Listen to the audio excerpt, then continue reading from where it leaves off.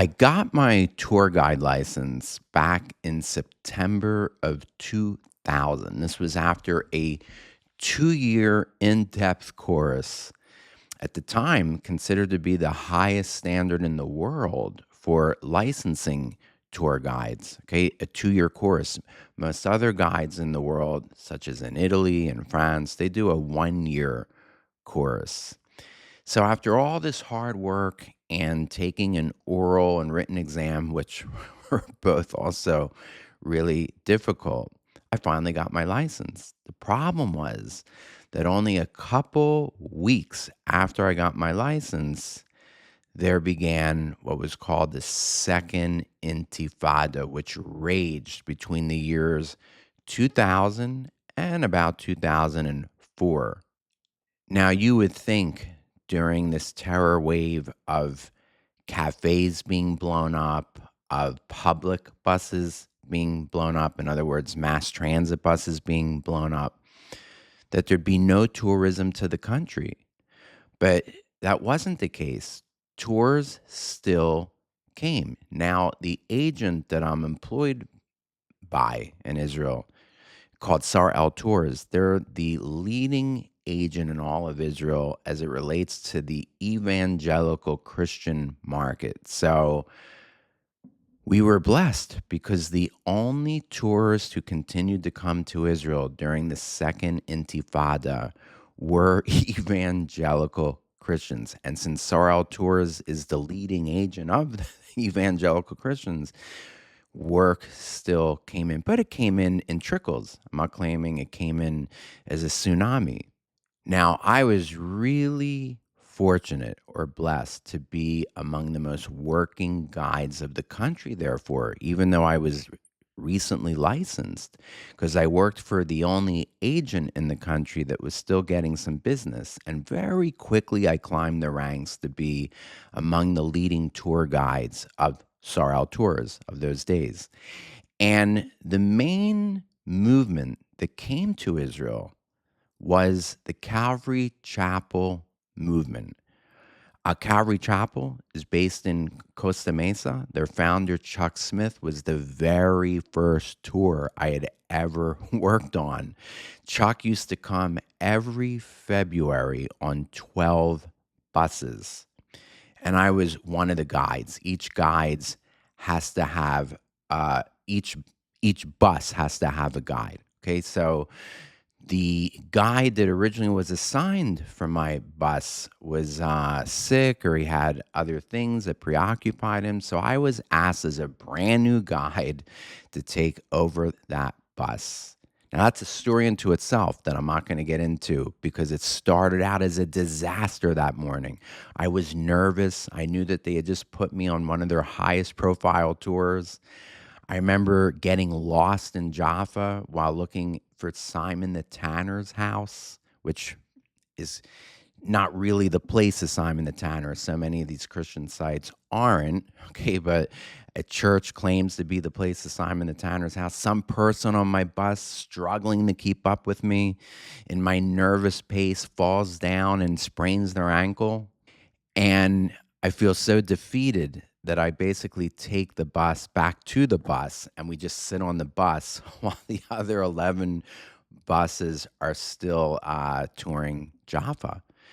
Now, I remember Chuck had a guy at Costa Mesa who was sort of like his right-hand man to the Calvary Chapel movement, a guy by the name of Roger Wing.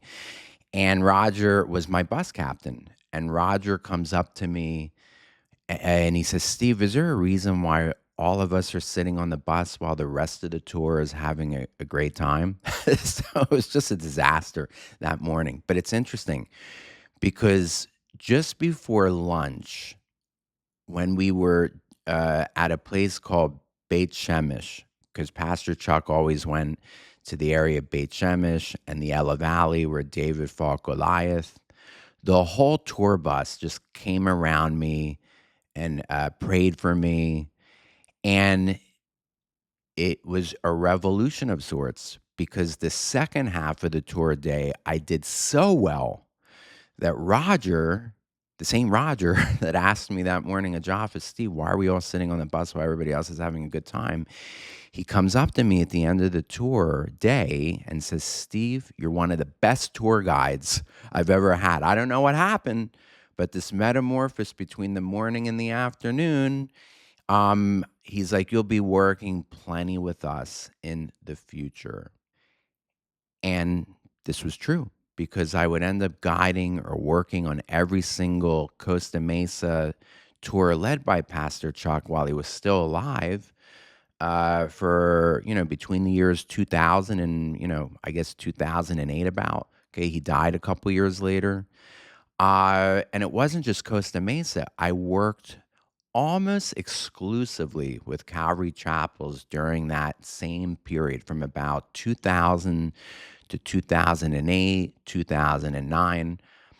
That's when I went back to school to get my master's and later my PhD. And all my tour guiding just tapered off, not just with Chuck Smith, but I just guided far less tours than for the next 10 years as I was going through my grad school at Hebrew University. But between the years 2000 and 2008, I would say that at least 80% of my tour groups were from the Calvary Chapel movement. And the overwhelming amount of them came from Calvary Chapel's homeland, which is basically California. Occasionally, I would guide a Calvary Chapel outside of California, such as the one in Albuquerque, pastored by my friend Skip Heitzig. But the overwhelming majority of my groups, therefore, were from California. And Calvary Chapel has such a love for Israel. Why? Because they read the Bible through the Bible. Okay, and as I've said on other episodes, if you read the Bible and teach the Bible through the Bible, cover to cover, Genesis 1 to the end of the book of Revelation, chapter by chapter, verse by verse, you will come away loving Israel because the Bible does. And you will come away understanding God's everlasting covenants with Israel because the Bible plainly states that. As we covered in my last episode entitled Untangling the Web of Tucker Carlson's Confusion. Okay. But an exception to the rule was a Calvary Chapel that I guided from Northern California. I won't mention the city or the pastor. I'm not out to sling mud at him personally. But he was an exception to the rule.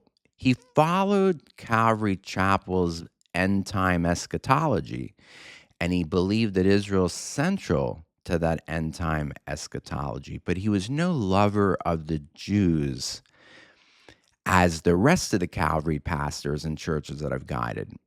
Now, how did this manifest itself? Well, one night we're at the hotel after a tour day.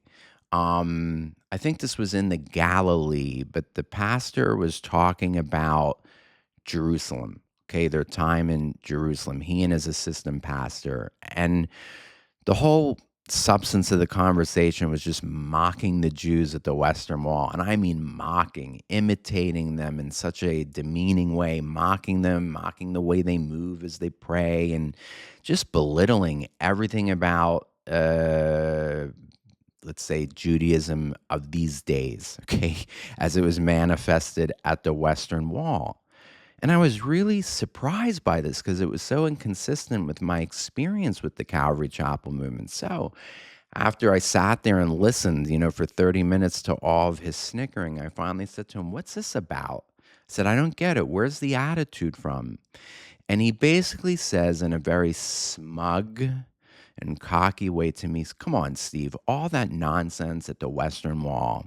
In fact, all that nonsense that is modern day Judaism, well, we all know that's just types and shadows of what really matters, which is the New Testament and Christianity."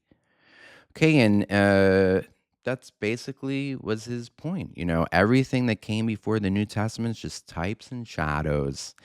And where Judaism errs today is that it still treats those types and shadows as cardinal, okay, as as super important. That's the crux of Judaism. Okay, but the Christians, of course, now see what all that stuff was pointing to. Now, that story is a great prelude to a clip that I'm going to show you of a discussion between Charlie Kirk and someone sort of like that pastor. Okay, and it's important because I thought this was one of the best examples from Charlie's debates on college campuses. Charlie said that 50% of all the questions he fielded on these college outings were about Israel.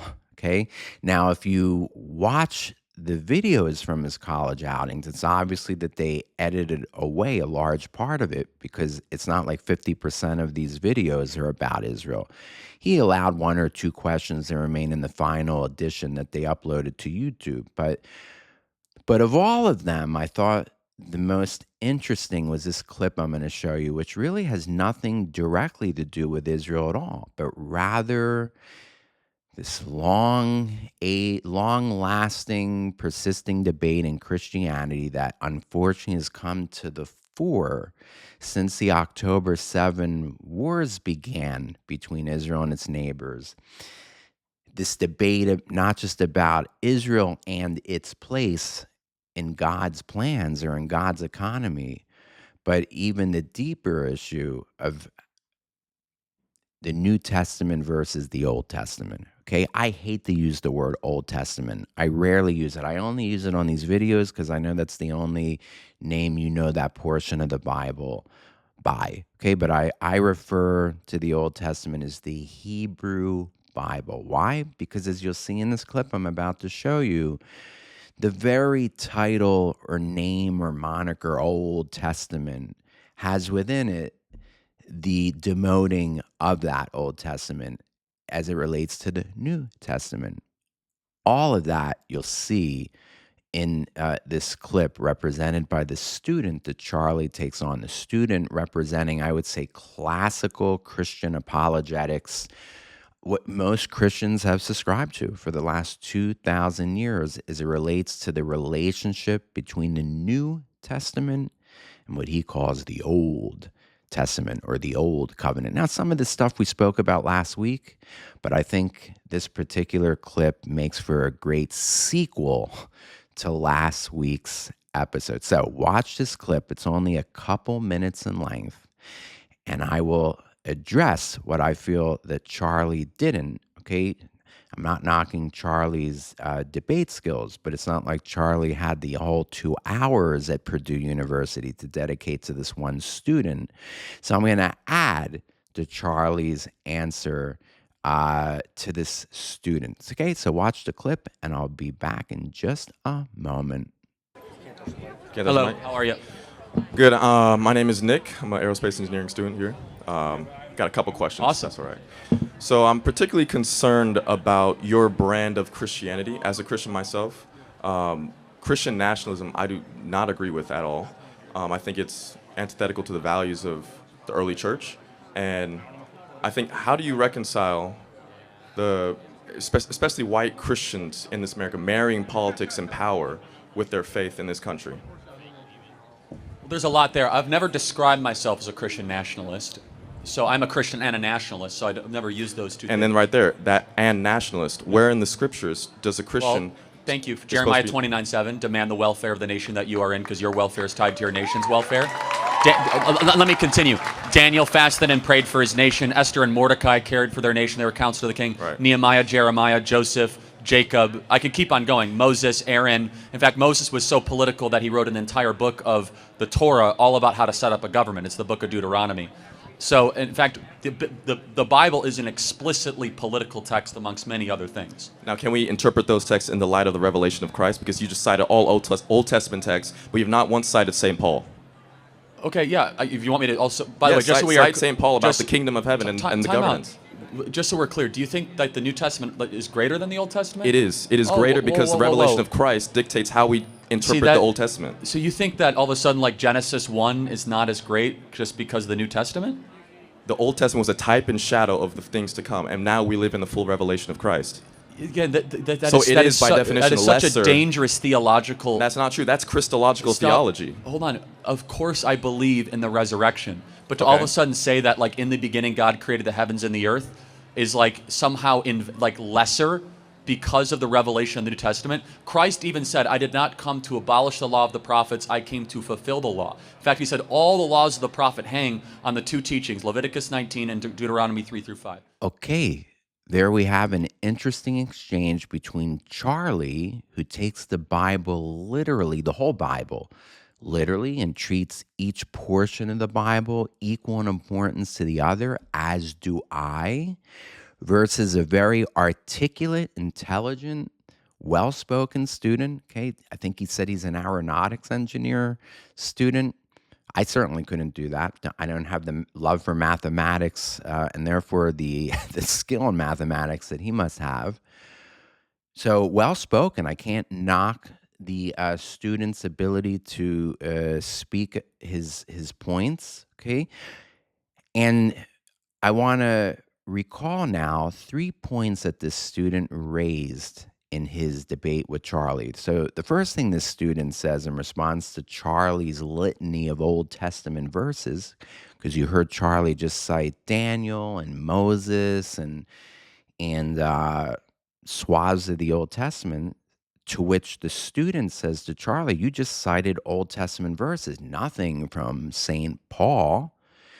Which leads into the next point that student said, which is it's the revelation of Christ that dictates how we interpret the Old Testament. Okay, that's classical replacement theology. Okay, and lastly, this student says, and this will now lead in a moment to my rebuttal or to my teaming up with Charlie here. The Old Testament was a type and shadow of things to come. Now, as it pertains to that last point, the student is basically inferring several passages from the New Testament, particularly from the book of Hebrews, but also from Romans. I want to go over some of those verses because that's what he's inferring and they're important to the discussion. So I'm going to begin with Colossians. Okay, I forgot to mention Colossians. So I have some verses here from Colossians, from Hebrews, from Romans that are very pertinent, relevant, okay, to this discussion. So let's begin with Colossians chapter 2, verses 16 to 17. Therefore, let no one pass judgment on you in question of food and drink, or with regard to a festival, or a new moon, or a Sabbath. These are a shadow of the things to come, but the substance belongs to Christ.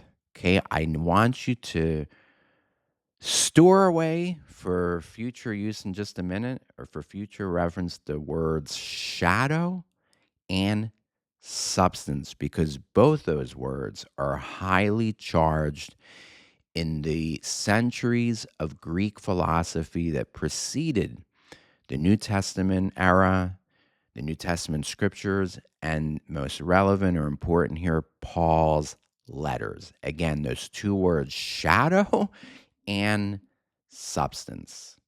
Now, of course, Colossians, like most of Paul's letters, in fact, all Paul's letters were written with a Gentile audience in mind, because what's one of the main dilemmas that Paul's working through in these earliest years of Christianity, which starts out basically as a Jewish sect alongside the Pharisees, the Sadducees, the Essenes, okay, who are not mentioned in the New Testament, but they were a major sect. They're the ones famously associated with the Dead Sea Scrolls because they lived at the colony by the Dead Sea and that produced the Dead Sea Scrolls. It was them that wrote the scrolls, stored them away, and which later became, in 1947, when they were found, one of the greatest archaeological finds in history. The Christians early on are still mostly Jewish disciples and followers of Jesus. And the crux or at the heart of many of Paul's letters to these Gentiles is how do they fit into this new Jewish sect? After all, they're not Jews. What's incumbent upon them, other than their faith in Christ, are these Gentiles expected to follow the Jewish ceremonial laws? Are they expected to follow the Sabbath of the Jews, the dietary laws of the Jews, the holidays and festivals of the Jews? That's at the heart of many of Paul's letters to groups like the Colossians. So it's also important to keep in mind that the context of what Paul's talking about is in the context of helping the Gentiles find their way or navigate their way through what is basically a new Jewish sect that within a couple centuries from Paul's writing these letters would finally become a Gentile religion in its own right called Christianity. But it's not Christianity yet. Okay, it's not a Gentile religion yet. It's a new Jewish sect to which Gentiles are pouring in, and that's the context of all these verses that I'm going to read to you, like the one that I just read in Colossians. So again, shelve the words shadow and substance. Moving on. Okay, we're now getting into Hebrews, the book of Hebrews. I have two passages to read from it. The first being Hebrews chapter 8, verses 1 through 6. Now, the point in what we are saying is this: we have such a high priest who is seated at the right hand of the throne of the majesty in heaven. He's talking about Jesus the Messiah, a minister in the holy places, in the true tent that the Lord set up, not man. For every high priest, and he's referring to the Levitical priesthood here, okay, is appointed to offer gifts and sacrifices.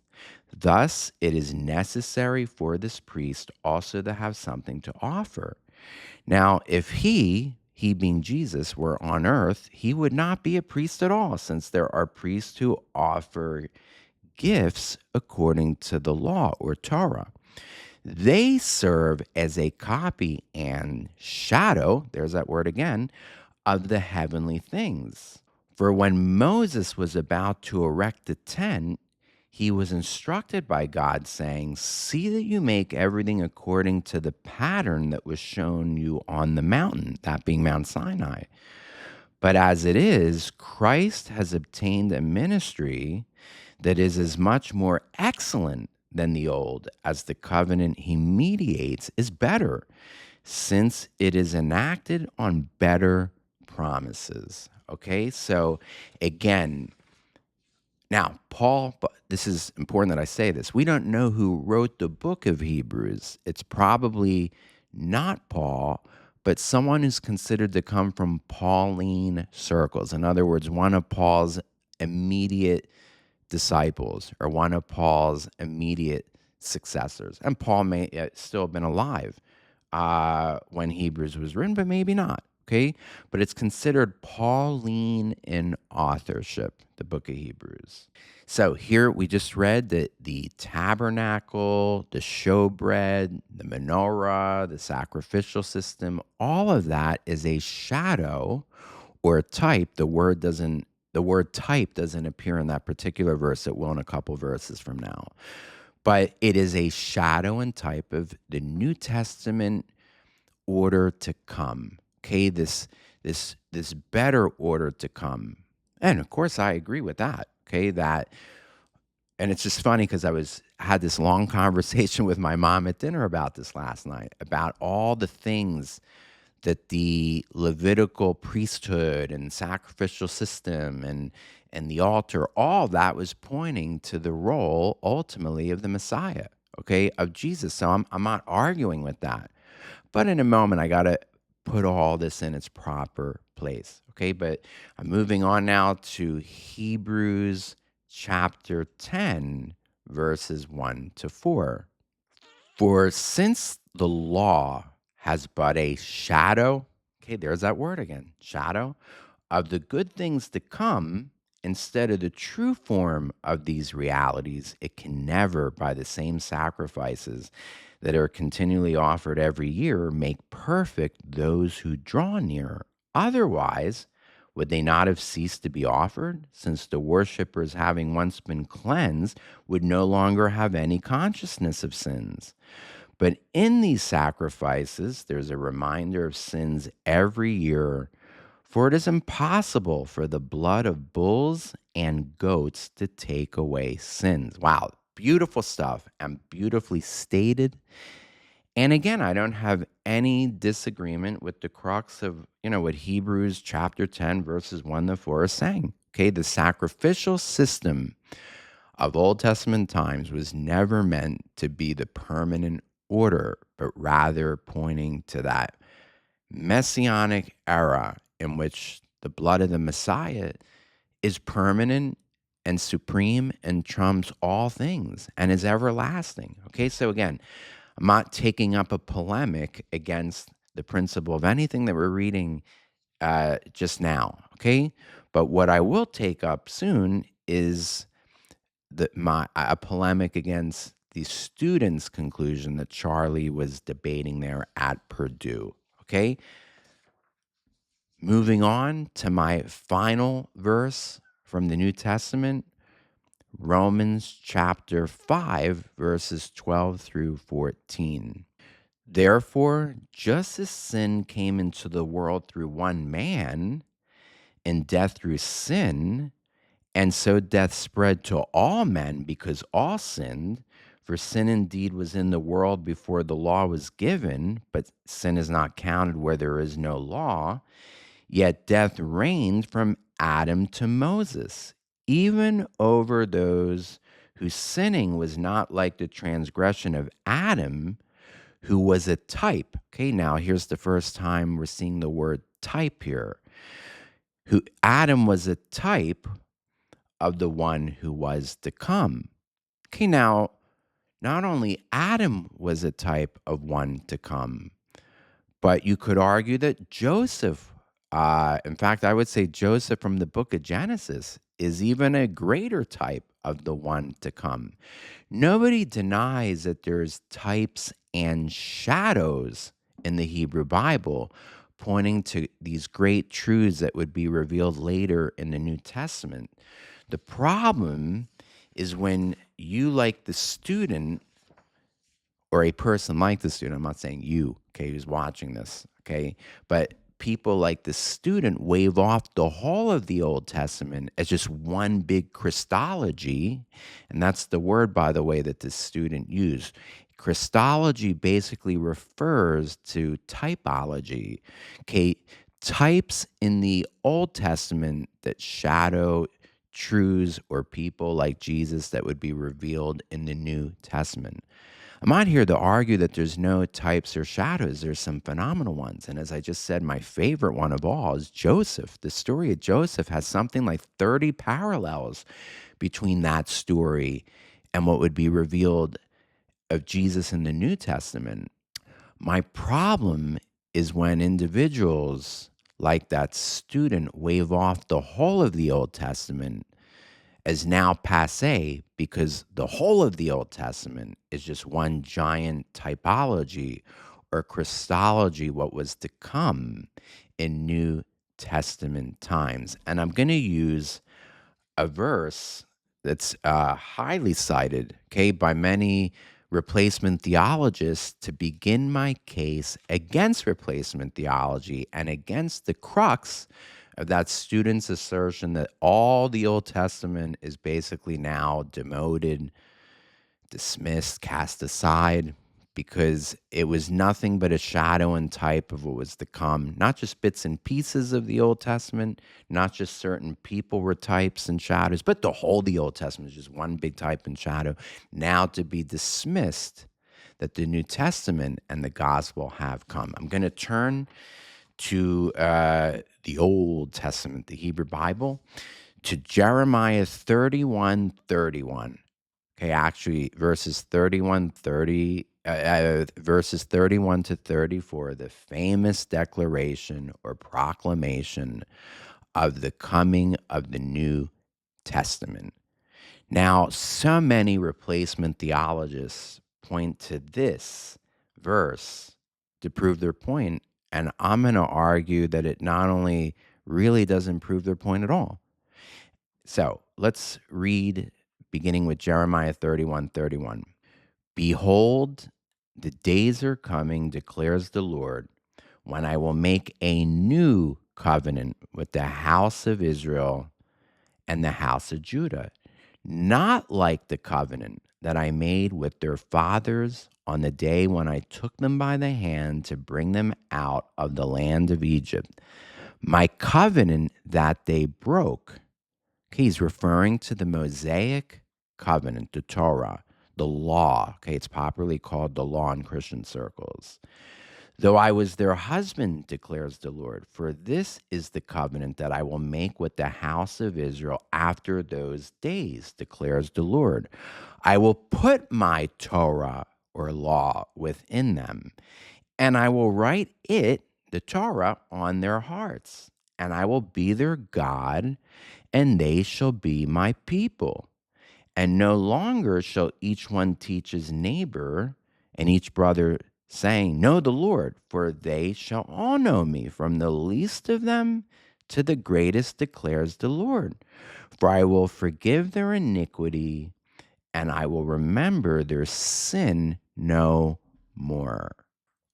Now, this is very important, and this continues the subject I raised in last week's episode of untangling Tucker Carlson's web of confusion.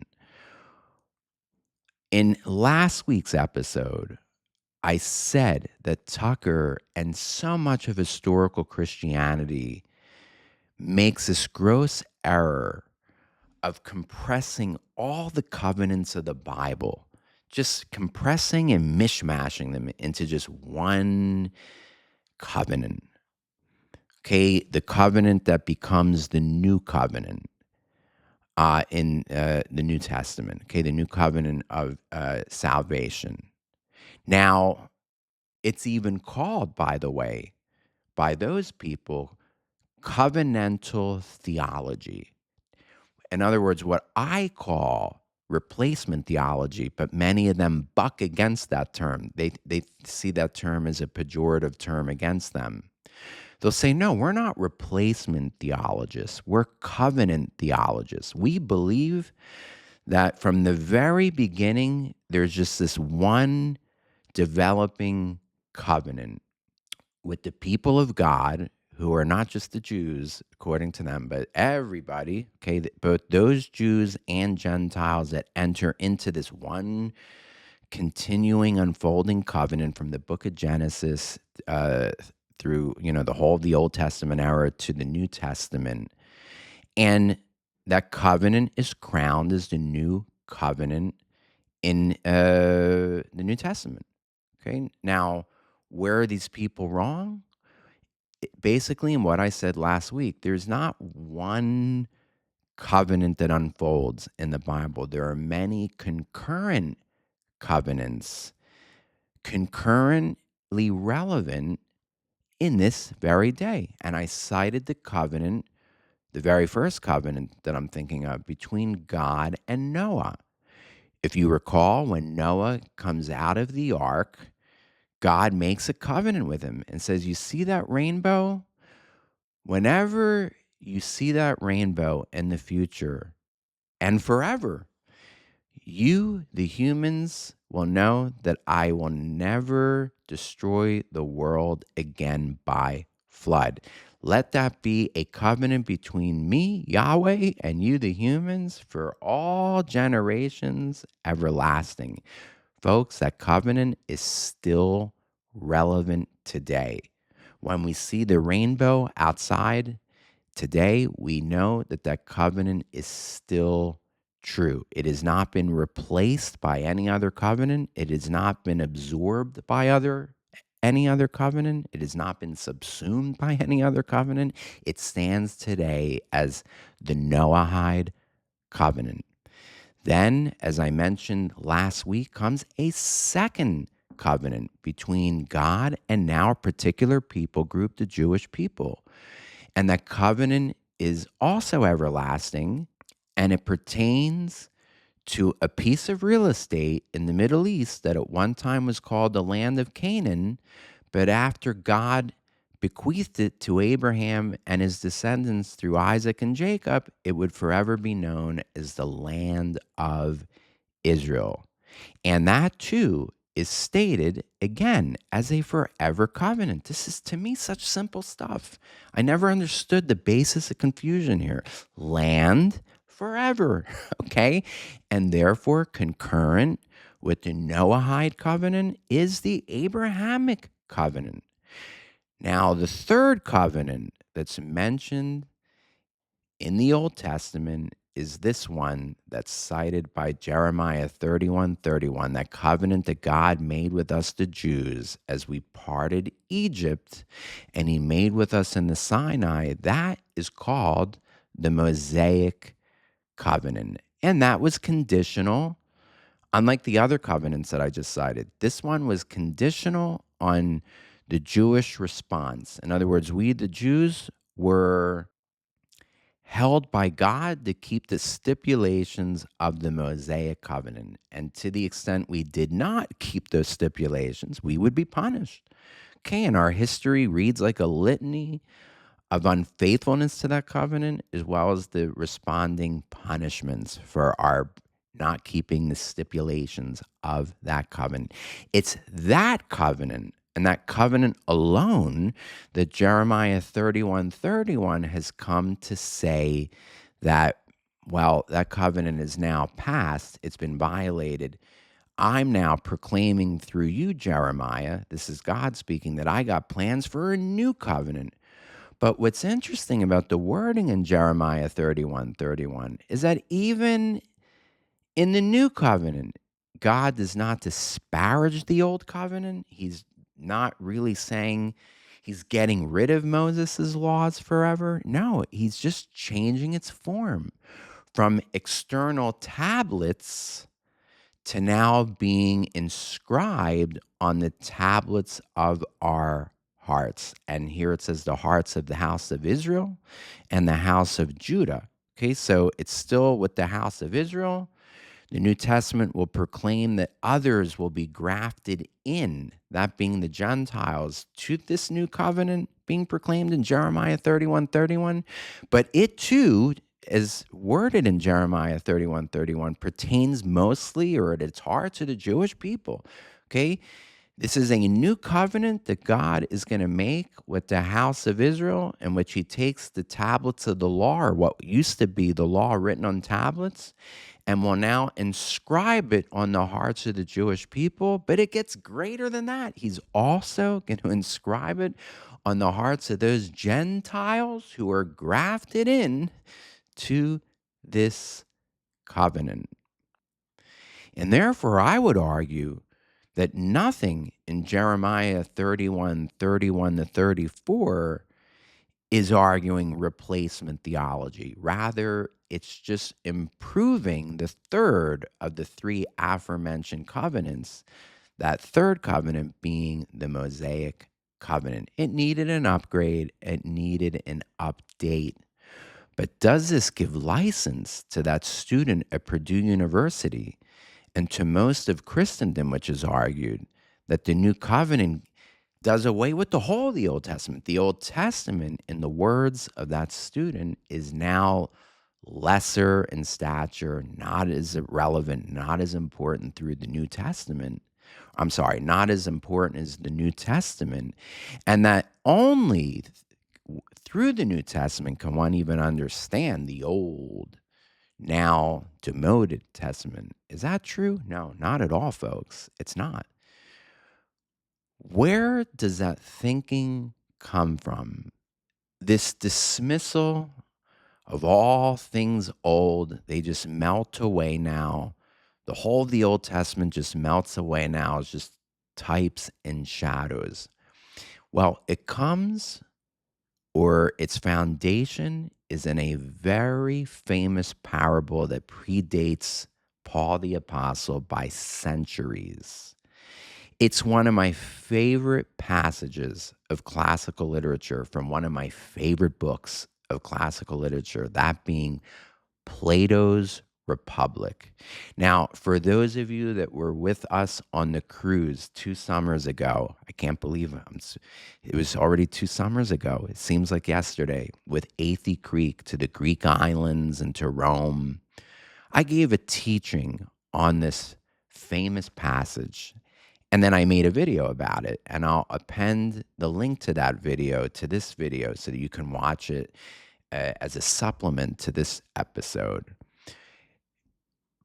Plato's Republic is one of the most famous works of the classical world, in which the philosopher Plato explores the ideal state. What would be the greatest form of polity to live in?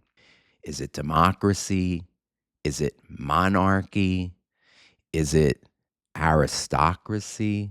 And by the way, almost all governments in the classical world were governed by aristocracies. Plato's own government, when he lived in Athens, there was an aristocracy. And in the midst of this work of Plato, known as the Republic, Plato tells a parable known as the parable of the cave. And again, as I said a few minutes ago, this parable is foundational to Western thinking, and Paul himself harvests from it to make his point in Colossians and in Romans. And one of Paul's students, or someone from his circle, borrows from this thinking or this wording in the relevant passages that I read from the book of Hebrews. So it's really important. So what is this parable, the parable of the cave?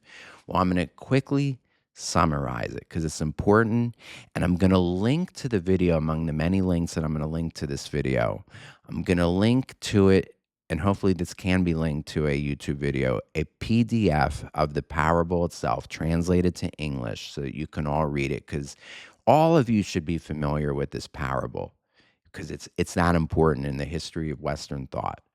So according to this parable, Plato tells the story of a cave or of a cavern deeply within the bedrock of a mountainside. And from the mouth of the cave, there's this very steep ramp that goes down to the bottom of this cavern. Now, within that cavern and chained are several individuals, okay, who were evidently born in this cave and never knew anything but this cave. Now, these individuals are chained in such a way so that they're only able to look in front of them at the wall of the cave. They're not able to turn to their left. They're not able to turn to their right. They may have never have seen one another or each other's neighbor or peer. Okay, but there's a few of them down there chained in a line, let's say, and they're all facing the wall of this cave. And behind them is this fire burning. And throughout the day, there are people walking between the fire and these captives who are staring at the wall, bearing all sorts of objects. I liken it to when we were kids. Those of us who grew up, my childhood mostly took place in the 1980s when there were still overhead projectors used in classrooms. And you'll recall that sometimes when the teacher would turn on the overhead projector, there'd be a student there with their hand mimicking in front of the projector a dog. Okay, and this is exactly what Plato says is happening, that there's these people who are walking in succession between the flame and these prisoners who are staring at the wall in front of them, bearing these objects like dogs, okay, or like other animals. And all these prisoners are able to see on the wall are the shadows of these objects being projected onto the wall of the cave in front of them. And these prisoners even give names to these objects. So, for instance, this object, this shadow of which they're seeing on the wall, they call a dog. And there's others that they're calling by other names, such as horses or flowers or trees. But all they know of these objects are the shadows of those objects. And by the way, these objects that are just cutouts, they're not even the real thing that the people are passing between the flame and the wall. So all they see are the shadows of these cutouts of real life objects like dogs, horses, flowers, and bushes. Now, Plato tells us that at some point, one of these prisoners is freed and he's compelled or dragged out of the cave into the sunlight. And being that this guy, and gosh, you can liken this to one of these Israeli hostages that was kept in a dark cave for the past couple years. Imagine how hard it was to see when they were brought into the light. So we even have really recent contemporary examples of this that aren't parables, okay? Of people who've just spent a couple years in the dark being, brought into the light, and the light is blinding. But as this former prisoner of the cave regains his sight slowly, he's first able to look into a pond and see the reflection, his own reflection. So he's seeing himself for the first time. And he's seeing likewise the reflection of these real objects being reflected in the pond, such as dogs and horses and flowers and trees. In other words, what he formerly saw as shadows, he's now seeing as reflections in the pond. And as his eyes adjust a little bit more, he looks up from the pond and now he's seeing these objects for real.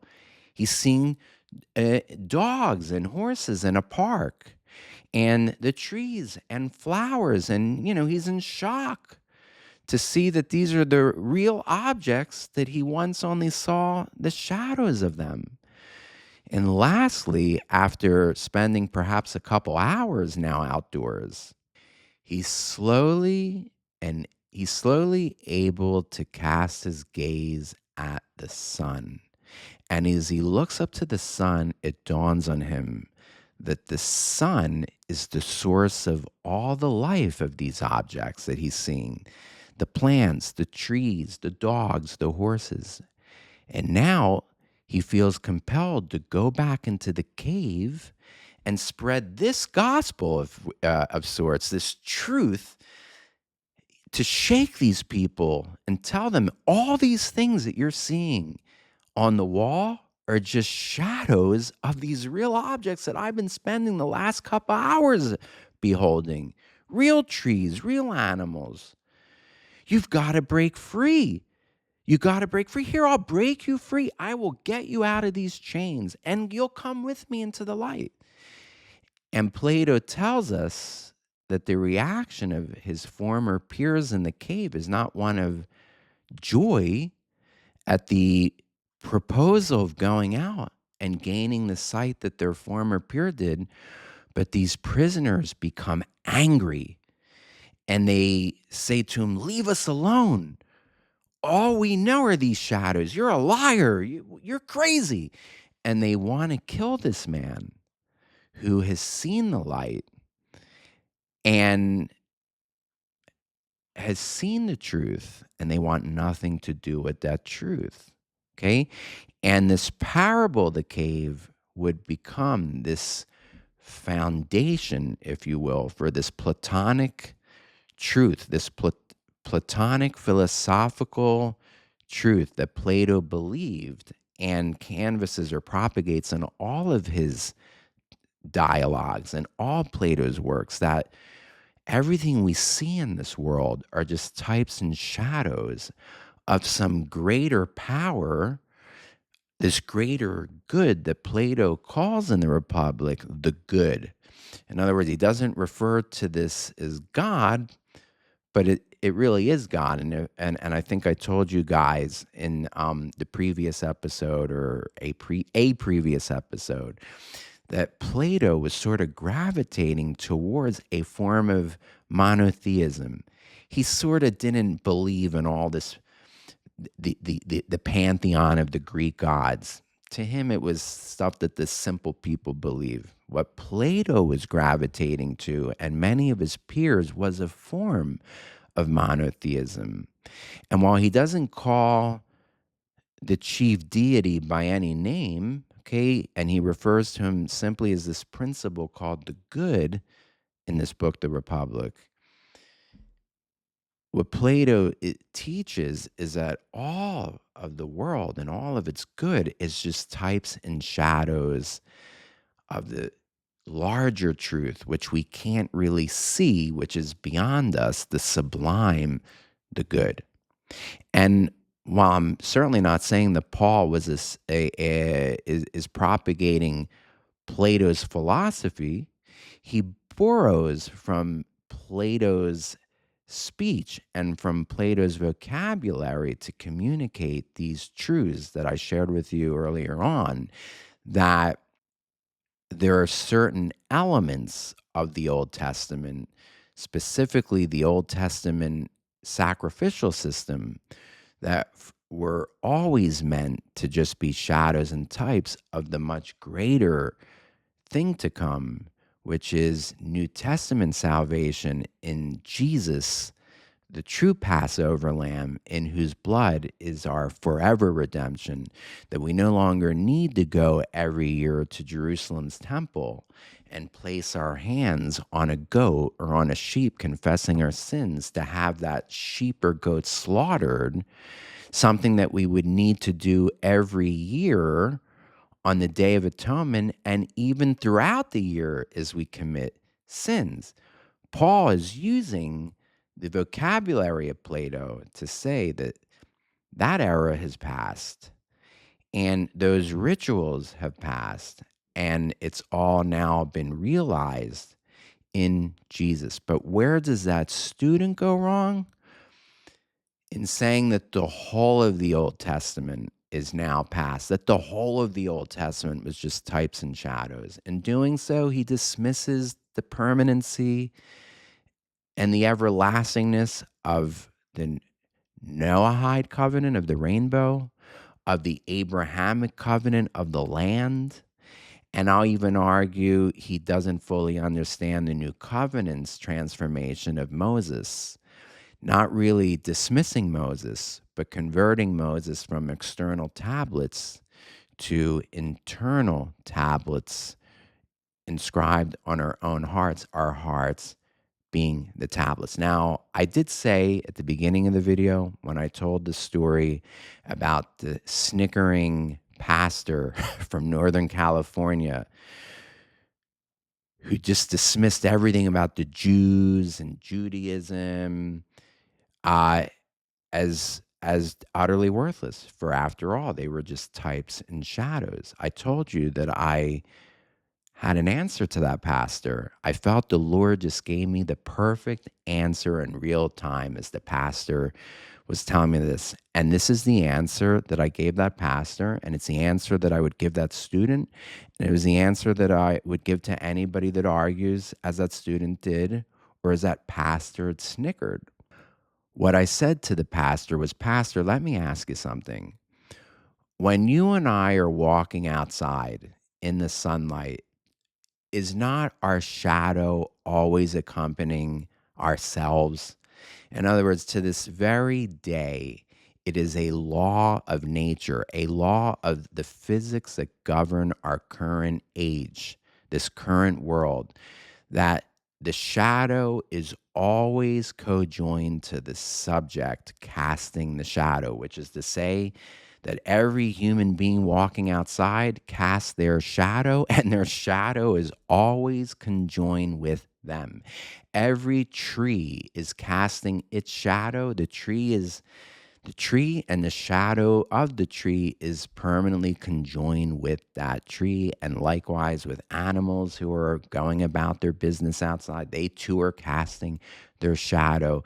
The shadow is still forever conjoined with the reality of me, with the reality of the tree, with the reality of the animal.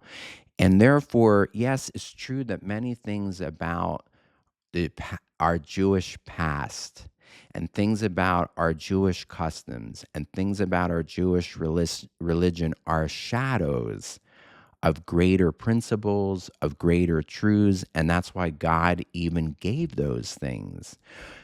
But the shadow still has a role to play. The shadow still exists to this day. God has not done away with the shadow or the type. It is still conjoined to our present reality. And therefore, what the pastor was dismissing and snickering is, that's all worthless. I'll say, nope, it still has its place. And as I said in last week's episode, if God is not faithful to keep covenant and these things that he's covenanted with the Jews, and by the way, God told the Jewish people to keep the Sabbath as an everlasting commandment.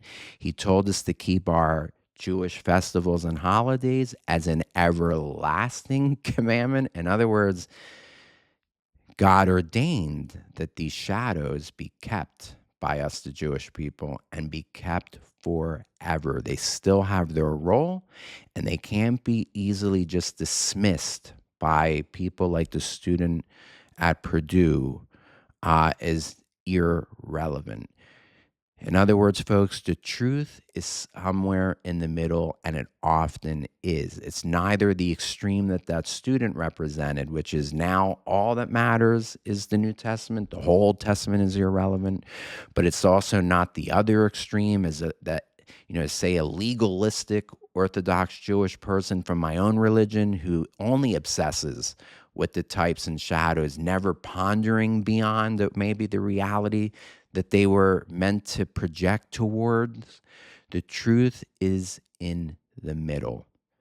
Well, I hope this video helped. This is not easy.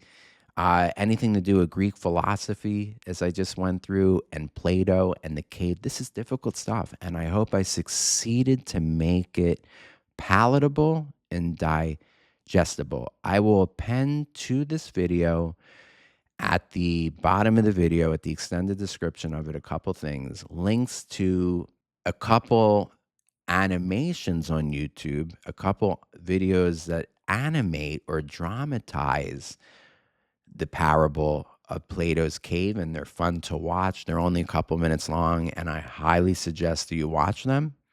I'll also add as a link the teaching I gave exclusively, a video that dealt only with Plato's cave. I'll add that.